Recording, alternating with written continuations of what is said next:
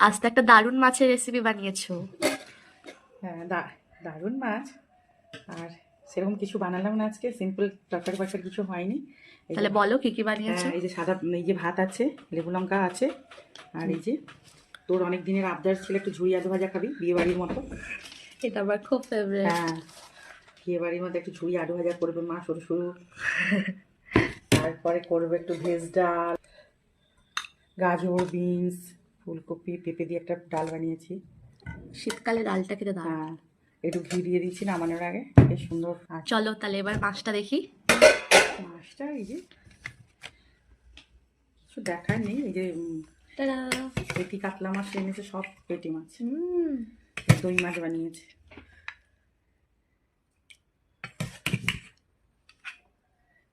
হ্যাঁ,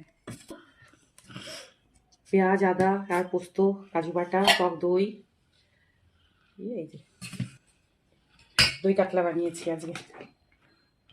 জানি না কেমন হবে, তোর তো পছন্দের মাছ একটা এটা।